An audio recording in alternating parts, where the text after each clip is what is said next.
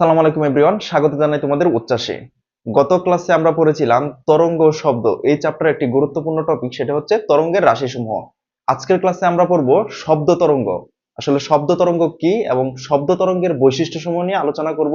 একই সাথে আমরা দেখব ইকো বা প্রতিধ্বনি কি। তাহলে চলো আজকের ক্লাসটি আমরা শুরু করি। শুরুতে আমরা দেখব শব্দ তরঙ্গ কি। শব্দ তরঙ্গের সংজ্ঞাটা হচ্ছে যে শব্দ তরঙ্গ হলো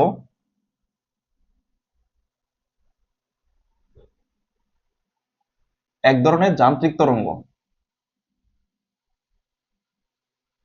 শব্দ তরঙ্গ এক ধরনের যান্ত্রিক এবং অনুদৈর্ঘ্য তরঙ্গ।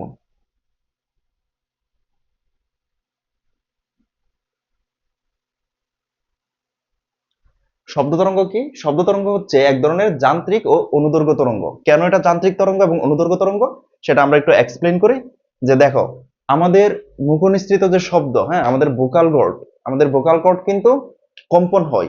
তো আমাদের ভোকাল কর্ড থেকে নিঃসৃত শব্দ যখন বাতাসে প্রবেশ করে বা বায়ু মাধ্যমে প্রবেশ করে, তখন কিন্তু বাতাসের কণাগুলি, হ্যাঁ, আন্দোলিত হয়। ঠিক আছে, বাতাসের কণাগুলি সংকোচন প্রসারণ হয়। তো বাতাসের কণাগুলি এই যে সংকোচন প্রসারণ হয়ে সামনের দিকে অগ্রসর হচ্ছে, অর্থাৎ মাধ্যমের কণাগুলো এবং হচ্ছে স্পন্দনের দিক, হ্যাঁ, একই দিকে সমান্তরালে অগ্রসর হচ্ছে। সেই কারণে সেটা হচ্ছে অনুদৈর্ঘ্য তরঙ্গ। এবং এই যে বলছি না যান্ত্রিক তরঙ্গ, কেন এটা যান্ত্রিক তরঙ্গ? কারণ আমাদের ভোকাল কর্ডটা কিন্তু কম্পন হচ্ছে। তো এখানে একটা মেকানিক্যাল প্রসেস কিন্তু সম্পন্ন হচ্ছে। তো এই মেকানিক্যাল প্রসেস সম্পন্ন হওয়ার কারণে এটা একটা যান্ত্রিক তরঙ্গ এবং একই সাথে এটা হচ্ছে একটা অনুদৈর্ঘ্য তরঙ্গ। তো তোমরা মনে রাখবা যে শব্দ তরঙ্গ হচ্ছে যান্ত্রিক তরঙ্গ এবং হচ্ছে অনুদৈর্ঘ্য তরঙ্গ। তো এক্সাম্পল যেটা দিলাম, যে আমাদের মুখনিসৃত যে শব্দ, এছাড়া মনে করো যে তুমি মনে করো যে ঢোল বা হচ্ছে মনে করো গাড়ির হর্ন তুমি শব্দ করলা, সেক্ষেত্রে কি হয়? এই যে যে উৎস থেকে শব্দ নিঃসৃত হচ্ছে, সেই উৎস কিন্তু কম্পিত হচ্ছে। তো কম্পনের ফলে, হ্যাঁ, কম্পনের ফলে কিন্তু শব্দটা সামনের দিকে অগ্রসর হচ্ছে বা হচ্ছে যে স্পন্দন হচ্ছে, হ্যাঁ, মাধ্যমের কণাগুলো যে স্পন্দন হচ্ছে, এই স্পন্দনটা কিন্তু সামনের দিকে অগ্রসর হচ্ছে। তো সে কারণে এটা হচ্ছে এক ধরনের যান্ত্রিক ও অনুদৈর্ঘ্য তরঙ্গ। এখন তোমরা আরেকটা জিনিস যেটা মনে রাখবা, যে শব্দ তরঙ্গ কখনো শূন্য স্থানে হয় না। শূন্য স্থানে শব্দ তরঙ্গ হয় না।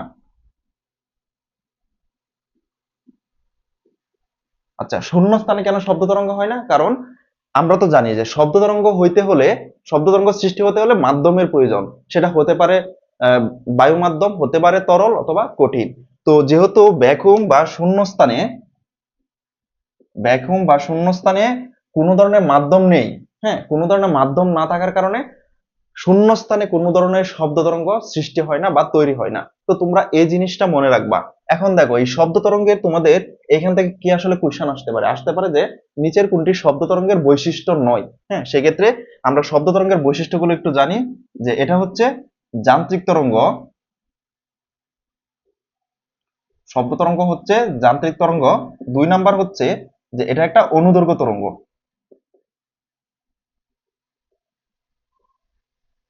শব্দ তরঙ্গ হচ্ছে অনুদৈর্ঘ্য তরঙ্গ। এখন দেখো, এই শব্দ তরঙ্গ যে হয়, আমরা তো জানি যে তরঙ্গ আসলে কি করে। তরঙ্গ শক্তি পরিবহন করে।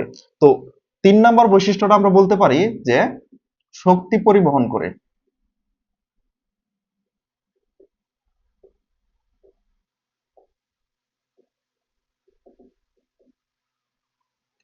এছাড়া মোস্ট ইম্পর্টেন্ট যেটা, সেই বৈশিষ্ট্যটা কি? যে মাধ্যম ছাড়া শব্দ তরঙ্গ চলতে পারে না।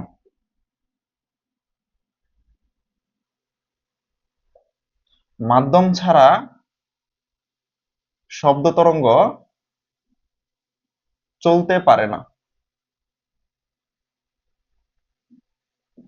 তো আশা করি এই 4টা বৈশিষ্ট্য তোমরা বুঝতে পারছো, যে শব্দ এক ধরনের মেকানিক্যাল ওয়েভ এবং এটা হচ্ছে অনুদৈর্ঘ্য তরঙ্গ, শক্তি পরিবহন করে। এটা আমরা জানি, তরঙ্গ মানে হচ্ছে শক্তি সঞ্চালন বা শক্তি পরিবহন করে। এবং সর্বশেষ যেটা মোস্ট ইম্পর্টেন্ট শব্দ তরঙ্গের ক্ষেত্রে, সেটা হচ্ছে যে মাধ্যম ছাড়া আসলে শব্দ তরঙ্গ চলতে পারে না। তো আশা করি তোমরা এই শব্দ তরঙ্গ কি, শব্দ তরঙ্গের বৈশিষ্ট্য এটা বুঝতে পারছো। নেক্সটে আমরা দেখব যে তরঙ্গ বেগ, শব্দ তরঙ্গ বেগ।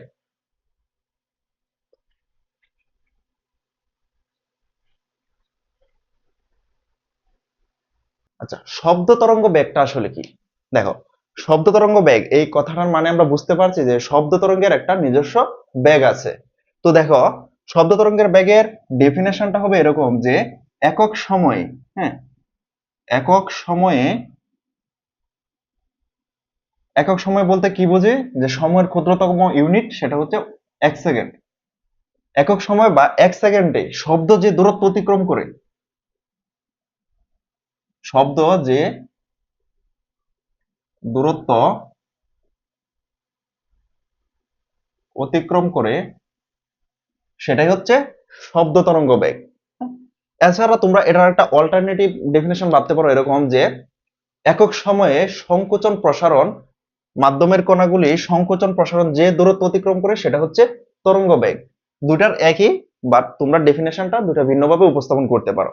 এবার দেখো, এই যে তরঙ্গ বেগ এটা আসলে প্রকাশ করে কি দিয়ে, সেটা হচ্ছে ভেলোসিটি বা বি, এবং এটার সূত্রটা হচ্ছে v is equal to S by টি।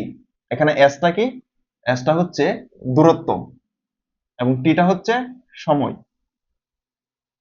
এই দূরত্বটা কিসের, দূরত্বটা হচ্ছে যে উৎস থেকে, যে উৎস থেকে হচ্ছে প্রতিফলকের দূরত্ব, হ্যাঁ, বা হচ্ছে বাধা, বা উৎস থেকে বাধার যে দূরত্ব সেটা হচ্ছে এস, এবং টিটা হচ্ছে ওই দূরত্ব অতিক্রম করতে শব্দের যে সময়টা প্রয়োজন সেটা হচ্ছে টি। আচ্ছা, তাহলে এখন দেখো যে এই শব্দ তরঙ্গ বেগ আসলে কিসের উপর নির্ভরশীল। হ্যাঁ, শব্দ তরঙ্গ বেগ যা যা উপর নির্ভরশীল আমরা একটু সেগুলো দেখি, যে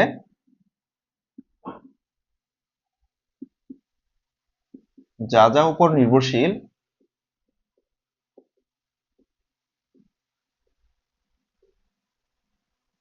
আচ্ছা, দেখো শুরুতেই হচ্ছে শব্দ তরঙ্গ বেগ হচ্ছে মাধ্যমের প্রকৃতির উপর নির্ভরশীল। মাধ্যমের,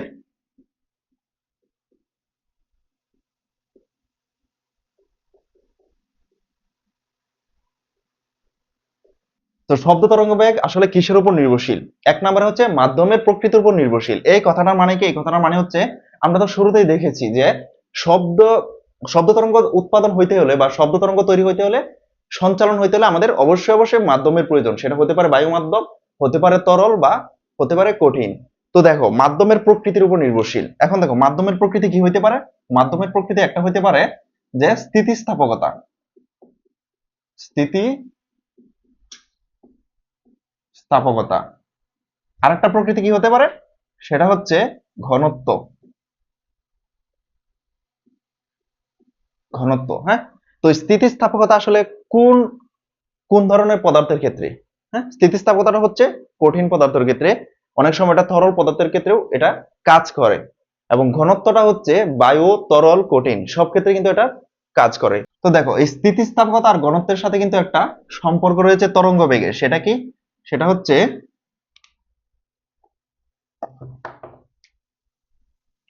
সেটা হচ্ছে v is equal to root over e by rho।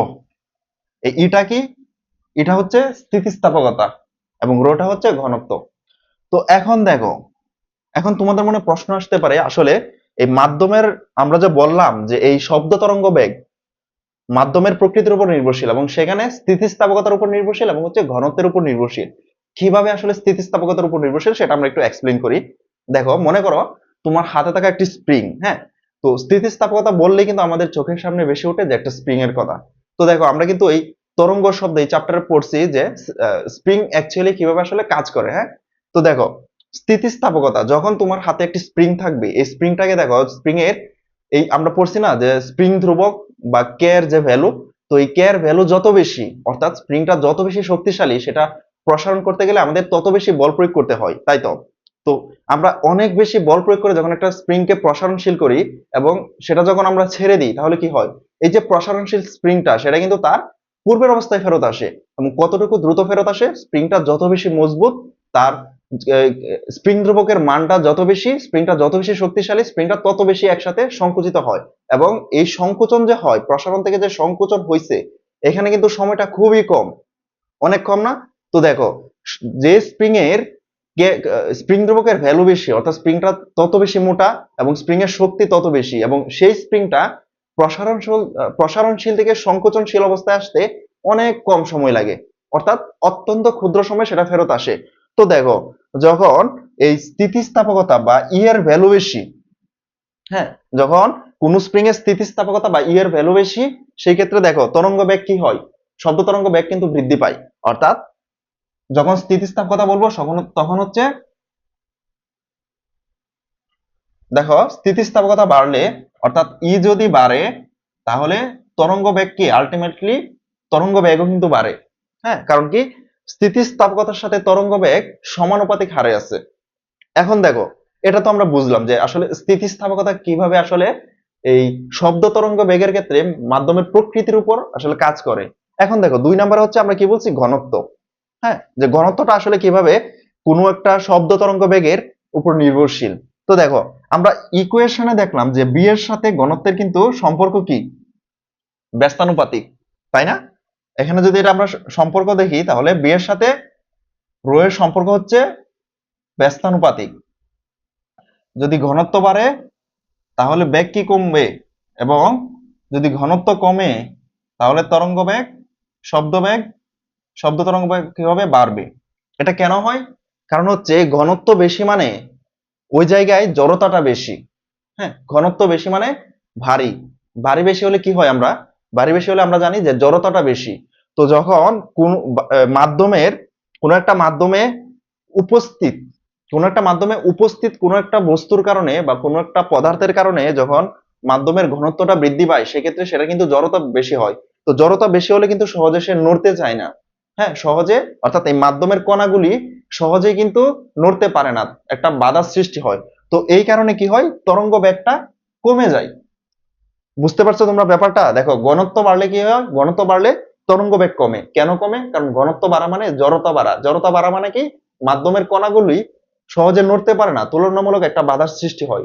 যখন মাধ্যমের কণাগুলি বাধার সৃষ্টি হয়, তার মানে কি, ছোটাছুটিটা বেশি করতে পারে না, ছোটাছুটিটা বেশি না করতে পারলে বেগটা কমে আসে, অর্থাৎ বেগটা কমে।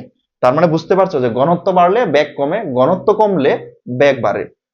তো আমরা এটা বুঝলাম যে মাধ্যমের প্রকৃতির উপর নির্ভরশীল, এবং সেখানে কি কি আছে, স্থিতিস্থাপকতা এবং হচ্ছে ঘনত্ব। এটা তোমরা মনে রাখবা তোমাদের এমসিকিউ এর জন্য। এরপর দেখো, এরপর হচ্ছে 2 নাম্বার যদি আমরা দেখি যে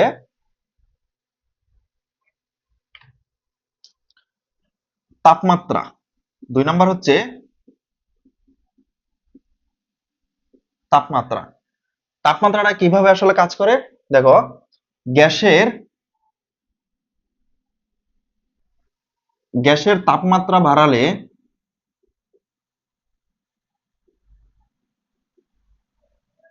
গ্যাসের তাপমাত্রা বাড়ালে কি হয়, গ্যাসের তাপমাত্রা বাড়লে শব্দের বেগ বাড়ে।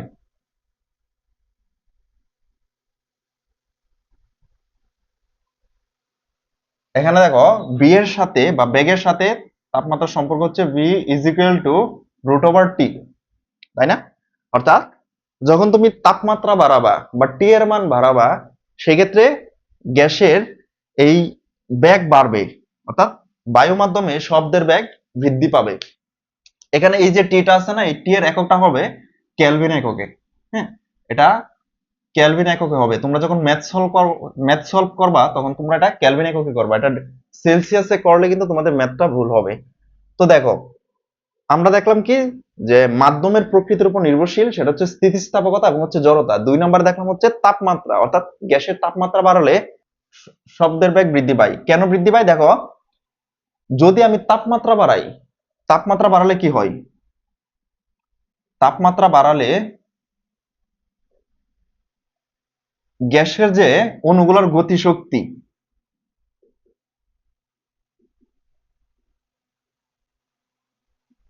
গ্যাসের অণুগুলোর গতিশক্তি কি হয়, গ্যাসের অণুগুলো গতিশক্তি বৃদ্ধি পায়। যখন তাপমাত্রা বাড়াইছো, তখন গ্যাসের অণুগুলোর গতিশক্তি বৃদ্ধি পায়, অর্থাৎ গ্যাসের অণুগুলো অত্যাধিক মাত্রায় ছোটাছুটি করে। তো গতিশক্তি বৃদ্ধি পাওয়া মানে কি, বি এর মান বেশি, অর্থাৎ বেগ বৃদ্ধি পায়। তারপর নেক্সটে আমরা দেখব যে আর্দ্রতা। 3 নাম্বার হচ্ছে আর্দ্রতার উপর কিভাবে আসলে শব্দ তরঙ্গের বেগ নির্ভরশীল। দেখো, 3 নাম্বার হচ্ছে আর্দ্রতা, আর্দ্রতা বা হিউমিডিটি, হিউমিডিটি। দেখো আর্দ্রতার উপর কিভাবে আসলে নির্ভরশীল। দেখো বায়ুর আর্দ্রতা বাড়লে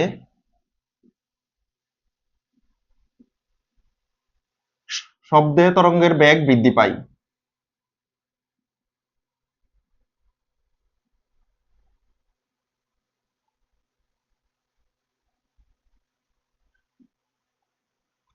আর্দ্রতা, বায়ুর আর্দ্রতা বাড়লে শব্দ তরঙ্গ বেগ বৃদ্ধি পায়। কেন এটা হয় দেখো এক্সাম্পল দিয়ে বোঝাই। আর্দ্রতা মানে কি, অর্থাৎ একটু ভেজা ভেজা ভাব, তাই না? দেখো নর্মালি আমাদের যে বায়ু, আমাদের এই যে পরিবেশের বায়ু সেটা মূলত শুষ্ক বায়ু। তো শুষ্ক বায়ুতে কি থাকে? শুষ্ক বায়ুতে থাকে নাইট্রোজেন, তারপর থাকে হচ্ছে অক্সিজেন, তারপর থাকে আর্গন, কার্বন ডাই অক্সাইড এবং অন্যান্য।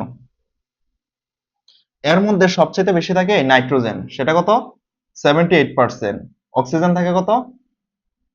প্রায় 21%।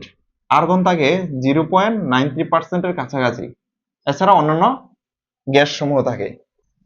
তো দেখো এই যে শুষ্ক বায়ুতে যে গ্যাস সমূহ থাকে এগুলার গড় আণবিক ভর কত? এগুলার গড় আণবিক ভর 29 এর কাছাকাছি। এটা কেমনে হয়? এই যে দেখো নাইট্রোজেনের 78% না, নাইট্রোজেনের আণবিক নাইট্রোজেনের পারমাণবিক ভর কত? 14। তাহলে 14 এর 78%, তাহলে হিসাব করো কত হয়? 14 ইন্টু 0. দেখো তাহলে এটা হচ্ছে 14 ইন্টু 0.78। তো এভাবে যদি প্রত্যেকটা গ্যাসের এই পার্সেন্টেজ পারমাণবিক ভরের সাথে বের করো তাহলে গড় আণবিক ভর আসে কিন্তু 29 এর কাছাকাছি। আর আমরা কি বলছি যে আর্দ্রতা বাড়লে শব্দ তরঙ্গ বেগ বৃদ্ধি পায়। এটা কিভাবে হয়? আর্দ্রতা বাড়া মানে দেখো বায়ুতে জলীয় বাষ্প ঢোকা, অর্থাৎ H2O ঢোকা। H2 এর আণবিক ভর কত? সেটা হচ্ছে 18। তো দেখো এই যে 18 গ্রামের জলীয় বাষ্প যখন শুষ্ক বায়ুর মাঝে ঢুকে যায় তখন দেখো 29 গ্রামের গ্যাস থেকে কিন্তু সে কিছুটা জায়গা দখল করে ফেলে, তাই না? তো বেশি বেশি ঘনত্বের এখানে কিন্তু 29 গ্রাম, অর্থাৎ ঘনত্ব বেশি। তো এই যে দেখো কম ঘনত্বের গ্যাস যখন বেশি ঘনত্বের জায়গাকে দখল প্রতিস্থাপন করে সে তার জায়গাটা দখল করে নেয় তখন কি হয়? তখন ঘনত্ব কমে যায়। তো ঘনত্ব কমলে কি হয়? ঘনত্বের সাথে আমরা বেগের সম্পর্ক দেখছি, বি ভেরিসিয়াস 1/√r। তার মানে যখন ঘনত্ব কমে যাচ্ছে তখন শব্দ তরঙ্গের বেগ বৃদ্ধি পায়। তার মানে এই যে দেখো আর্দ্রতার উপর আসলে এই আর্দ্রতার উপর মাধ্যমের অণুগুলো কিভাবে নির্ভরশীল। আর্দ্রতা বাড়লে শব্দ তরঙ্গের বেগ বৃদ্ধি পায়। কেন বৃদ্ধি পায়? কারণ যখন আর্দ্রতা বাড়ে অর্থাৎ শুষ্ক বায়ুতে যখন জলীয় বাষ্প ঢুকে যায় তখন ঘনত্ব কমে যায়। তো ঘনত্ব কমলে শব্দ তরঙ্গের বেগ বৃদ্ধি পায়। তো আলটিমেটলি তোমরা এটা মনে রাখবা যে বায়ুর আর্দ্রতা বাড়লে শব্দ তরঙ্গ বেগ বৃদ্ধি পায়। কেন বৃদ্ধি পায়? কারণ ঘনত্ব কমে যায়। এরপর দেখো যে যে মাধ্যমের উপর নির্ভরশীল নয়, যে যে মাধ্যমের উপর নির্ভরশীল নয়, কি এর নির্ভরশীল নয়? শব্দ তরঙ্গ বেগ। সেটা হচ্ছে 1 নাম্বার কম্পাঙ্ক, 2 হচ্ছে তরঙ্গ দৈর্ঘ্য। এক হচ্ছে কম্পাঙ্ক, 2 হচ্ছে তরঙ্গ দৈর্ঘ্য। 3 হচ্ছে শব্দ কত জোরে হচ্ছে।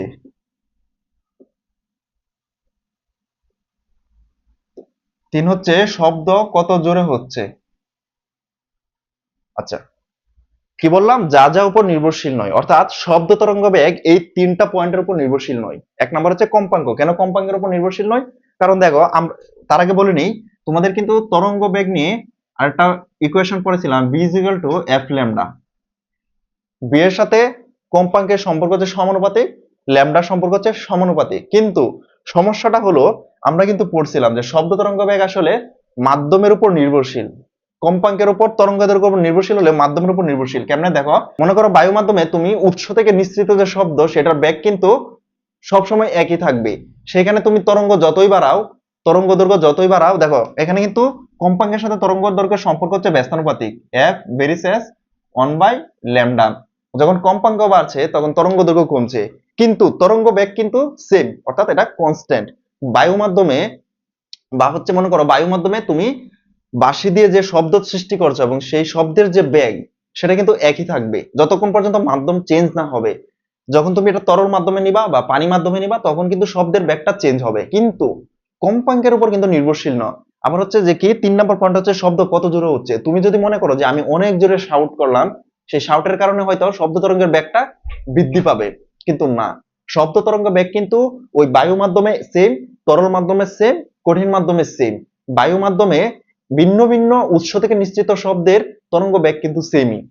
দেখো যে শব্দ কত জোরে হচ্ছে এটার উপর নির্ভরশীল না, তরঙ্গ দৈর্ঘ্যের উপর নির্ভরশীল না, এবং হচ্ছে কম্পাঙ্কের উপরও নির্ভরশীল না। তো এটা তোমরা মনে রাখবা যে শব্দ তরঙ্গ বেগ আসলে কিসের উপর নির্ভরশীল। এক হচ্ছে মাধ্যমের প্রকৃতি, সেটা হচ্ছে স্থিতিস্থাপকতা এবং হচ্ছে কি ঘনত্ব। দুই হচ্ছে তাপমাত্রা। তিন হচ্ছে আর্দ্রতা। এবং যা যার উপর নির্ভরশীল নয় সেটা হচ্ছে কম্পাঙ্ক, তরঙ্গ দৈর্ঘ্য এবং হচ্ছে কত জোরে শব্দ করছি সেটার উপর।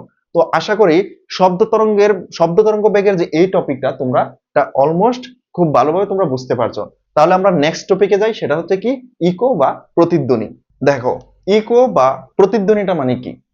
প্রতিধ্বনি মানে যদি সহজ ভাষায় বলি যে তোমার উৎস থেকে নিঃসৃত শব্দ যখন কোনো একটা অবস্টাকলে বাধা পেয়ে আবার প্রতিফলন হয়, তো সেটাই হচ্ছে প্রতিধ্বনি। তো মনে করো তুমি একটা রুমের মাঝে একটা দেয়ালের সামনে দাঁড়িয়ে মনে করো তুমি জোরে চিৎকার করলা। তো চিৎকার করার পর দেখবা যে ওই দেয়াল থেকে বাধা পেয়ে তোমার কানের কাছে কিন্তু তোমার এই যে শব্দ সৃষ্টি করছো এই শব্দটা কিন্তু প্রতিফলিত হয়েছে। তো এই যে প্রতিফলিত শব্দটা তুমি শুনতে পাচ্ছ সেটা হচ্ছে মূলত প্রতিধ্বনি বা ইকো। তো দেখো ইকোটা কিভাবে কাজ করে। মনে করো এই যে একটা পাহাড়, হ্যাঁ, এই পাহাড়ের সামনে দাঁড়িয়ে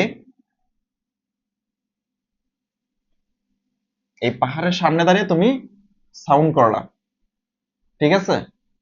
তো এই যে পাহাড়ের সামনে দাঁড়িয়ে তুমি সাউন্ড করলা, এই পাহাড়টা হচ্ছে কি প্রতিফলক, এটা হচ্ছে প্রতিফলক, প্রতিফলক। এবং এইখান থেকে এই যে তুমি মনে করো সাউন্ড করলা এবং সেটা এখানে বাধা পেয়ে আবার মনে করো যে তোমার এখানে ফেরত আসছে। তো এই যে ফেরত আসাটা এটা হচ্ছে প্রতিধ্বনি, সেটা হচ্ছে প্রতিধ্বনি। এবং এই যে পুরো ঘটনাটা ঘটছে সেটা হচ্ছে প্রতিফলন। অর্থাৎ শব্দটা যে ফেরত প্রতিফলকে বাধা পেয়ে ফেরত আসছে সেটা হচ্ছে প্রতিফলন, অর্থাৎ প্রতিফলিত হয়েছে। তো এটা হচ্ছে প্রতিধ্বনি বা ইকো। এখন দেখো এইখানে তোমাদের একটা ইম্পর্টেন্ট কনসেপ্ট হচ্ছে শব্দানুভূতির স্থায়িত্বকাল। সেটা কি, সেটা হচ্ছে শব্দানুভূতির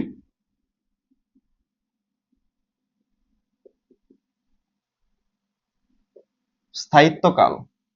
শব্দানুভূতির স্থায়িত্বকালটা কি, এটার মানে হচ্ছে এই যে তুমি সাউন্ড করলা এবং সাউন্ডটা এই পাহাড়ে বাধা পেয়ে তোমার কানে ফেরত আসছে, এখানে যে টোটাল সময়টা, অর্থাৎ এই প্রতিধ্বনিটা যে তুমি শুনতে পাচ্ছ এই টোটাল সময়টা আসলে কতটুকু। মানুষের শব্দানুভূতির স্থায়িত্বকাল সেটা মনে রাখবা 1/10 অথবা 0.1 সেকেন্ড। এটার মানে হলো তুমি যখন কোনো শব্দ সৃষ্টি করছো সেই শব্দটা একটা দেয়ালে বা কোনো একটা অবস্টাকলে বাধা পেয়ে যখন তোমার কানে ফেরত আসে প্রতিধ্বনি হয়ে, এই যে যাওয়া এবং আসা এই দুইটার মাঝে যে সময়টুকু সেটা ন্যূনতম 0.1 সেকেন্ড হতে হবে। যদি কোনো কারণে এর চাইতে কম হয় তাহলে তুমি প্রতিধ্বনি শব্দটা শুনতে পাবা না। অর্থাৎ তোমার থেকে সৃষ্ট শব্দ এবং প্রতিধ্বনি শব্দ এই দুইটা এক হয়ে যাবে, তুমি দুইটা শব্দকে পৃথক করতে পারবে না। কিন্তু যদি সেটা স্থায়িত্বকাল বা সময়টা যদি 0.1 সেকেন্ড বা তারও বেশি হয় সেক্ষেত্রে তুমি দুইটা শব্দ আলাদা করতে পারবা। তুমি দেখবা তোমার সাথে হয়তো কখনো এটা ঘটছে যে তুমি একটা দরজা জানালা বন্ধ একটা রুমের মধ্যে তুমি শব্দ করছো, তো এই শব্দটা দেখবা কি প্রতিফলিত হয়ে প্রতিধ্বনি আকারে তোমার কানে ফেরত আসছে এবং তুমি সেটা অনুধাবন করতে পারছো অল্প কিছু সময়ের ভিতরেই। অর্থাৎ তুমি তোমার শব্দ এবং হচ্ছে প্রতিধ্বনি শব্দ দুইটা আলাদা করতে পারছো। তো এই যে দুইটা শব্দ আলাদা করতে পারছো তার কারণ কি, কারণ তোমার শব্দানুভূতি স্থায়িত্বকাল 0.1 সেকেন্ডের সমান বা তার বেশি ছিল। যদি এর চাইতে কম হইতো তাহলে তুমি প্রতিধ্বনি শব্দটা আর আলাদা করতে পারতা না। তাহলে তোমার এটা মনে রাখতে হবে শব্দানুভূতির যে স্থায়িত্বকাল বা সময়টা সেটা এই যে টিটা এটা 0.1 সেকেন্ডের সমান বা বেশি হতে হবে। অর্থাৎ এর চাইতে কম হলে হবে না। এর চাইতে কম হলে তুমি সেই প্রতিধ্বনি শব্দটা আর আলাদা করে শুনতে পারবে না। তো এটাই হচ্ছে শব্দানুভূতির স্থায়িত্বকাল। তোমাদের এমসিকিউ আসবে নিচের কোনটি শব্দানুভূতির স্থায়িত্বকাল, সেটা দিয়ে দিবে 0.1 সেকেন্ড, 0.01 সেকেন্ড বা 0.5 সেকেন্ড, 0.05 সেকেন্ড, এরকম ভাবে তোমাদের এমসিকিউ আসতে পারে। তো এটা হচ্ছে সঠিক অ্যান্সার। তো এরপর দেখো, এই যে মনে করো এখান থেকে তুমি শব্দ সৃষ্টি করছো, হ্যাঁ, সেই শব্দটা এই পাহাড়ে বাধা পেল। তো এইখানে দেখো, এই যে শব্দটা গেল, এটা ধরলাম, এই যে শব্দটা গেল, গিয়ে বাধা পেয়ে আবার ফেরত আসলো, তাই না? তো মনে করলাম এই যে গেল, এখানে পথ কতটুকু, সেটা হচ্ছে ডি মিটার, অর্থাৎ শব্দটা গেল ডি মিটার, এবং ফেরত আসলো আবার একই পথ। ওই একই পথটা ফেরত আসলেই তো তুমি শুনতে পারবা, তাই তো? তো তাহলে এই যে শব্দটা গেল এবং ফেরত আসলো, মোট অতিক্রান্ত কতটুকু পথ? মোট অতিক্রান্ত পথ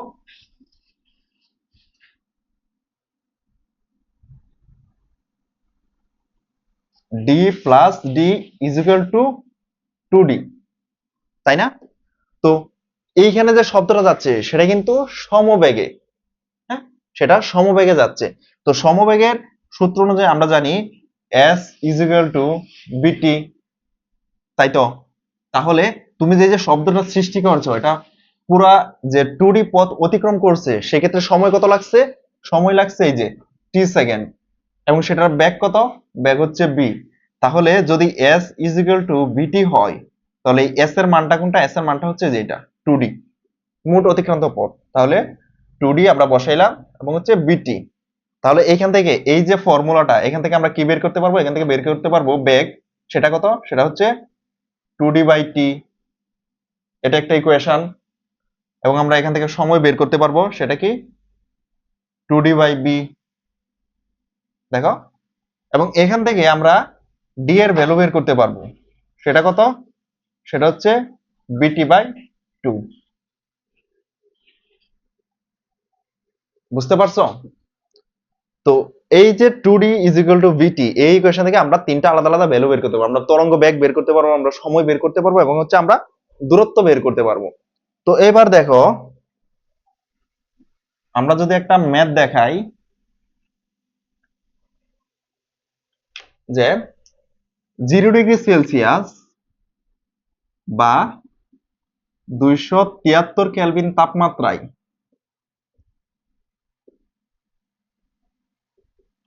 বায়ুতে শব্দের বেগ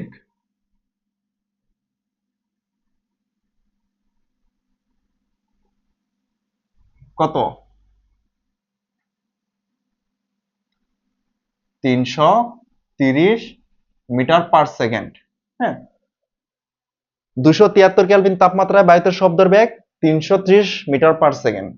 তোমাদের বয় হয়তো এটা 332 মিটার পার সেকেন্ড দেওয়া। তো এটা নিয়ে একটা কন্ট্রোভার্সি আছে, আসলে এটার এক্সাক্ট ভ্যালুটা কত। তো তোমরা 330 দিয়ে করবা। তো এবার দেখো, যখন বলা হবে, এই যে মনে করো তুমি এই জায়গায় আছো, তোমার এইখান থেকে মনে করো যে তুমি চিৎকার করলা বা শব্দ করলা, এই শব্দটাই পাহাড়ে বাধা পেয়ে তোমার কানে ফেরত আসলো। কিন্তু সেক্ষেত্রে মনে করো তুমি যে পরিবেশে এই যে শব্দ সৃষ্টি করছো, সেই শব্দটা মনে করো তখন ছিল 25°C তাপমাত্রা। হ্যাঁ, তখন ছিল 25°C তাপমাত্রা। তাহলে এবার দেখো আমরা কিন্তু একটা ইকুয়েশন শুরুতেই দেখছিলাম যে বি বি এর সাথে তাপমাত্রার সম্পর্ক V varies as V is equal to root over T, তাই না? এখানে টিটা হচ্ছে তাপমাত্রা, যেটা আমরা অলওয়েজ কেলভিন এককে হিসাব করব। তাহলে দেখো, এখানে বি বেরিসেস টি, বি বেরিসেস টি। তো এখন দেখো, এই ইকুয়েশন থেকে আমরা এটা লিখতে পারি না, V one divided by V two root over T one divided by T two. আচ্ছা, এইখান থেকে সরাসরি এটা কেন হলো? এটা দেখো, এই যে বি বেরিসেস রুট ওভার টি, এখানে যদি আমরা এই সমানুপাতিক সাইনটা যদি আমরা তুলি, সেক্ষেত্রে আমাদের এখানে একটা ধ্রুবক দিতে হবে। হ্যাঁ, সেটা কত? সেটা যদি দেই, মনে করো বি ইজ ইকুয়াল টু, আমরা একটা কনস্ট্যান্ট দিলাম টি। এখন দেখো, যখন 0°C তাপমাত্রায় ছিল, তখন একটা অবস্থা ছিল, সেই অবস্থায় বেগ যদি আমরা b1 ধরি, তাহলে তাপমাত্রাটাও কি t1 কে থাকলো। এবং দ্বিতীয় অবস্থায় দেখো, ভ্যালু কিন্তু চেঞ্জ হয়েছে, সেক্ষেত্রে শব্দের বেগ ভিন্ন হবে v2, এবং তাপমাত্রাও কিন্তু ভিন্ন হবে t2। এখন এই দুইটা যদি ভাগ করি, তাহলে এইটাই আসে না? তো তো মূলত এটাই। তো দেখো এখান থেকে আমরা এখন বের করব যে এই 25°C তাপমাত্রায়, এই 25°C তাপমাত্রা আসলে শব্দ তরঙ্গ বেগটা কত ছিল। তো দেখো এখানে আমরা আলাদা আলাদা লিখি। এখানে B1 কত, 0°C তাপমাত্রায় এটা হচ্ছে B1 330 মিটার পার সেকেন্ড। তাপমাত্রা কত, 273 কেলভিন। এটা আমাদের জানা, এটা মনে রাখবা তোমরা যে 273 কেলভিন তাপমাত্রা বায়ুতে শব্দ বেগ 330 মিটার পার সেকেন্ড। হ্যাঁ, এখন দেখো বলা আছে যে এই 25°C তাপমাত্রায় যখন তুমি এইখান থেকে শব্দ সৃষ্টি করছো, সেই শব্দটা প্রতিফলিত হয়ে তোমার কাছে ফেরত আসছে, তখন শব্দ তরঙ্গের বেগটা কত। তাহলে এখানে T2 টা কত, T2 টা হচ্ছে 25°C। এটা যদি কেলভিনে নেই তাহলে 273 দিয়ে যোগ দিতে হবে। তাহলে কত হয়, কত, 70, 90, 95, 98, 298 কেলভিন আমাদের বের করতে হবে B2, তাই না? তো এখান থেকে যদি আমরা ইকুয়েশন বসাই, B1 is equal to root over T1 divided by B2 root over T2। তো দেখো B1 কত, 330, B2 আমরা বের করব, T1 এর ভ্যালু হচ্ছে 273 এবং T2 এর ভ্যালু হচ্ছে 298। তো দেখো এখান থেকে B2 তাহলে কত আসে, তোমরা যদি এটা ক্যালকুলেশন করো 315.85 মিটার পার সেকেন্ড। তোমরা এটা ক্যালকুলেশন করে দেখো, এটাই কিন্তু আসে ভ্যালুটা। তাহলে 25°C তাপমাত্রায় এই যে তুমি যে শব্দ সৃষ্টি করছো, এই শব্দের তরঙ্গের বেগ কত, শব্দ তরঙ্গের বেগ আমরা পাইলাম B2 is equal to 315.85 metre per second.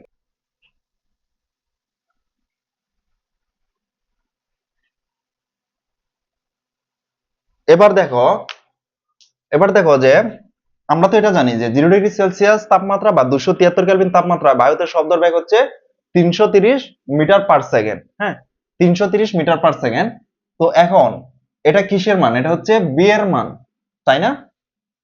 এবং টি এর মান কত, টি এর মান কি, টি এর মান হচ্ছে ওই যে আমাদের শব্দানুভূতি স্থায়িত্বকাল, যে শুরুতে বললাম না যে এইখান থেকে যে প্রতিধ্বনি শব্দটা আসছে সেটা শুনতে হলে, আলাদা করে শুনতে হলে আমাদের যে ন্যূনতম কত সেকেন্ডের ভিতরে শুনতে হবে, 0.1 সেকেন্ড, 0.1 সেকেন্ড। তো এবার দেখো আমরা কি জানি 2D is equal to BT, তাই না? তো এখান থেকে আমরা যদি ডি টা বের করি, BT ডিভাইডেড বাই 2, বি এর মান কত, 330 ইন্টু 0.1 ডিভাইডেড বাই 2। তো দেখো এখানে ডি এর ভ্যালুটা কত আসছে, 16.5 মিটার। তার মানে কি, তার মানে বুঝতে পারলা এই যে এই পাহাড় থেকে, হ্যাঁ পাহাড় থেকে তোমার দূরত্ব হতে হবে কত, 16.5 মিটার। এর যদি কম হয়, মনে করো তোমার দূরত্বটা এখান থেকে, অর্থাৎ এর যদি কম হয় তাহলে কিন্তু তুমি সেই প্রতিধ্বনি শব্দটা আলাদা করে শুনতে পারবে না। কেন? কারণ তোমার যে শব্দানুভূতি স্থায়িত্বকাল ন্যূনতম 0.1 সেকেন্ড হতে হবে, সেই ক্ষেত্রে তোমার এই কন্ডিশনে তোমার দূরত্ব, অর্থাৎ এই 0°C তাপমাত্রায় বা 273 কেলভিন তাপমাত্রায় বায়ুতে যে শব্দের বেগ যখন এত থাকবে, এই কন্ডিশনে তোমার অবস্টাকল হতে দূরত্ব হতে হবে 16.5 মিটার। হ্যাঁ, 16.5 মিটার। এর কম যদি হয় তাহলে তুমি সেই প্রতিধ্বনি শব্দটা আলাদা করে শুনতে পারবে না। এখন দেখো তোমাদের কাছে যে এখন যে কোশ্চেনটা সেটা হচ্ছে যে ছোট্ট একটা রুমে কেন আমরা প্রতিধ্বনি শুনতে পারি না। হ্যাঁ, মনে করো তুমি যে রুমটাতে আছো সেই রুমটা যদি একটু বেশি ছোট হয়, সেক্ষেত্রে তুমি চিৎকার করে দেখবা বা শব্দ করে দেখবা, তুমি কিন্তু আলাদা করে প্রতিধ্বনিটা শুনতে পারছো না। কেন পারছো না? কারণ তোমার কণ্ঠ থেকে নিশ্চিত যে শব্দ এবং প্রতিধ্বনি হয়ে যে আসা শব্দ, দুইটার মাঝে যে স্থায়িত্বকাল, শব্দানুভূতির স্থায়িত্বকাল, সেটা কিন্তু 0.1 সেকেন্ডের চাইতেও কম। কারণ কি? কারণ রুমের দেয়াল হতে তোমার দূরত্বটা কিন্তু খুবই কম। যখন রুমটা ছোট হয়, এরিয়াটা ছোট হয়, তখন তোমার চারপাশের দেয়ালগুলো কিন্তু তোমার কাছাকাছি অবস্থান করে। সেক্ষেত্রে দেখো দূরত্ব কমে গেলে কি হয়, সময়টা মনে করো কমে আসে। তো 0.1 সেকেন্ডের চাইতে যখন কমে আসে, তখন কিন্তু সেই শব্দটা তুমি শুনতে পারো না। তোমার শব্দটা শোনার জন্য ন্যূনতম 0.1 সেকেন্ড হতে হবে বা তার চাইতে বেশি হতে হবে। তো আশা করি তোমরা এই প্রতিধ্বনি বা ইকো, হ্যাঁ, যে এইখানে যে ম্যাথ গুলো যেভাবে সলভ করা হয়, মনে করো যে তোমার এই ধরনের কোশ্চেনে তোমাদের সিকিউতে যেরকম কোশ্চেনটা আসে যে তুমি পাহাড়ের সামনে শব্দ পড়লা, শব্দটা তুমি শুনতে পারবা কিনা, শুনতে পারবা কিনা। তো সেক্ষেত্রে তুমি সলভটা কেমনে করবা? সলভটা এভাবে করবা, যদি দেখো দূরত্বটা কম হয়, শব্দানুভূতি স্থায়িত্বকালের 0.1 সেকেন্ড ভ্যালু ধরে যদি তোমার দূরত্ব কম হয়, তুমি শব্দটা শুনতে পারবা না, এবং যদি বেশি হয় তো শব্দটা শুনতে পারবা। তো আশা করি তোমরা এই কনসেপ্টটা তোমরা বুঝতে পারছো যে কিভাবে। একটু আগে আমি তোমাদেরকে একটা এক্সাম্পল দেখালাম যে শব্দের বেগ 25 ডিগ্রি সেলসিয়াস তাপমাত্রায় চূড়ান্ত তরঙ্গ, শব্দ তরঙ্গ বেগ কত আসবে, আমরা কত পাইছি, 315.সামথিং মিটার পার সেকেন্ড। হ্যাঁ, তো এটা তোমরা বুঝতে পারছো। এখন দেখো, এখন আমরা ইকোর ক্ষেত্রে আসলে কেন এবং কোথায় ব্যবহার করা হয়, এই প্রতিধ্বনিটা আসলে কিভাবে ব্যবহার হয়, কেন ব্যবহার হয় এবং কেমনে হয়, সেটা একটু আমরা জানি। মূলত যখন হচ্ছে যুদ্ধক্ষেত্রে, হ্যাঁ, যুদ্ধক্ষেত্রে শত্রুপক্ষের সাবমেরিন বা জাহাজের উপস্থিতি নির্ণয় করার জন্য মূলত এই এই প্রতিধ্বনি সিস্টেমটা ব্যবহার করা হয়। কেমনে? মনে করো যে তোমার যে এরিয়া, তোমার যে নদীপথের যে তোমার দেশের যে নির্দিষ্ট এরিয়া, সেই এরিয়ার ভিতরে শত্রুপক্ষের কোনো সাবমেরিন বা যুদ্ধ জাহাজ বা হতে পারে কোনো ধরনের জলীয় যান, হ্যাঁ, কোনো ধরনের জলীয় যান তোমার এরিয়াতে ঢুকেছে কিনা সেটার জন্য কি করে, যে তরঙ্গ নিঃসৃত করে, সেই তরঙ্গ বা শব্দ যে নিঃসৃত করে, নিঃসৃত করার পর সেটা আবার প্রতিধ্বনি হয়ে ফেরত আসে। তো সেক্ষেত্রে আসলে টেকনিশিয়ানরা সেটা আইডেন্টিফাই করতে পারে যে শত্রুপক্ষের যে সাবমেরিন বা যুদ্ধ জাহাজের দূরত্ব আসলে কতটুকু। এই যে এই সিস্টেমে মনে করো এটা হচ্ছে শত্রুপক্ষের সাবমেরিন, হ্যাঁ, এটা হচ্ছে শত্রুপক্ষের সাবমেরিন। তো এটা মনে করো শত্রুপক্ষের সাবমেরিন, এবং এখান থেকে সিস্টেম করে এই যে এই সিস্টেমে প্রতিধ্বনি সিস্টেমে মনে করো বের করে তারা যে আসলে শত্রুপক্ষের সাবমেরিন বা যুদ্ধজাহাজ কতটুকু দূরে আছে। এছাড়া মনে করো যে কুয়ার গভীরতা নির্ণয়ে, মনে করো যে এই যে আগের যুগে কুয়া ছিল না, তো এই কুয়ার গভীরতা আসলে কতটুকু, সেখানে শব্দ সৃষ্টি করে, এবং শব্দটা মনে করো যে প্রতিফলন করে, প্রতিফলন করার পরে প্রতিফলিত শব্দ আসতে কতটুকু সময় লাগতেছে, সেটার উপর বেস করে মূলত এই কুয়ার গভীরতা নির্ণয় করা হয়। এছাড়াও মনে করো, এছাড়াও মনে করো যে এই যে বাদুড়, হ্যাঁ, বাদুড় কিভাবে আসলে যে চলাচল করে, মনে করো যে বাদুড়ের শব্দের যে তরঙ্গ ইউজ করে বা প্রতিধ্বনি ব্যবহার করে সে তার চলাচলের পথ সুগম করে, সেটাও কিন্তু ইকো ব্যবহার করে। বাদুড়ের সামনে যখন কোনো একটা তার বা কোনো একটা গাছের ডাল যখন থাকে, সে তার থেকে এক ধরনের ওয়েভ সৃষ্টি করে, এই ওয়েভটা যখন ওই অবস্টাকেলে বাধা পেয়ে তার কাছে আসে, সে তখন বুঝতে পারে আসলে কতটুকু দূরত্বে বৈদ্যুতিক তার বা কতটুকু দূরত্বে আসলে একটা গাছের ডাল বা কোনো ধরনের নেট অথবা কোনো ধরনের বাধা আছে কিনা, সেটা বাদুড় বুঝতে পারে। তো এইভাবে আসলে বাদুড় চলাচল করে। এছাড়া মনে করো যদি তোমাদের আরেকটা এক্সাম্পল দেই, মনে করো এই যে দেখো না বাংলা সিনেমাতে, হ্যাঁ, বাংলা সিনেমাতে কি হয়, মূলত বাংলা সিনেমাতে এমনটা ঘটে যে নায়ক মনে করো যে নায়িকাকে ডাকতেছে, হ্যাঁ, যে হেনা বলে ডাকতেছে, হেনা তুমি কোথায়। তো এই যে নায়ক বাংলা সিনেমাতে মনে করো এই যে নায়ক ডাকতেছে হেনা কোথায়, তো এই যে হার্ট থেকে সৃষ্ট শব্দটা যে সে ছুড়ে দিছে, সেই শব্দটা কিন্তু হেনার কাছে গেছে, যাওয়ার পর সেখানে প্রতিধ্বনিত হয়ে বা প্রতিফলিত হয়ে তার কাছে ফেরত আসতেছে। তো এই যে সময়টা কতটুকু সময় লাগছে সেটার উপর বেস করে নায়ক কিন্তু বুঝতে পারে আসলে তার প্রিয়তমা কতটুকু দূরে আছে তার থেকে, তখন তারা ইজিলি একজন আরেকজনের সাথে কমিউনিকেট করতে পারে। তো আশা করি তোমরা এটা বুঝতে পারছো। তো ইকো বা প্রতিধ্বনি মূলত এভাবেই ইউজ করা হয়। তো আজকের ক্লাসটা এই অবধি। আমরা নেক্সট ক্লাসে পড়বো তোমাদের এই সুরযুক্ত শব্দ এবং সুরবিহীন শব্দের যে এই অধ্যায়ের সর্বশেষ কনসেপ্ট, সেটা আমরা শেষ করে দিব। তাহলে আশা করি মোটামুটি তোমাদের তরঙ্গ শব্দ এই চ্যাপ্টারটা মোটামুটি ভালোভাবে শেষ হয়ে যাবে। তো আজকের ক্লাসটাতে যদি তোমাদের কারো কোনো ব্যক্তিগতভাবে সমস্যা থাকে, তাহলে তোমরা ভিডিওর কমেন্ট বক্সে তোমাদের প্রবলেমগুলো বলতে পারো, আমি সমাধান করে দেওয়ার চেষ্টা করবো। এবং এই অধ্যায়টা শেষ হওয়ার পর তোমাদের একটা ক্লাস নেওয়া হবে, সেটা হচ্ছে সিকিউ এবং এমসিকিউ এর উপর, তোমাদের প্রবলেমগুলো সলভ করে দেওয়া হবে। তো যদি কারো কোনো ধরনের সমস্যা থাকে, অবশ্যই অবশ্যই তোমরা কমেন্টে তোমাদের সমস্যাগুলো জানাবা। তো আজকের ক্লাসটি এই অবধি। তো আশা করি সকলে ভালো থাকো, সুস্থ থাকো। আল্লাহ হাফেজ।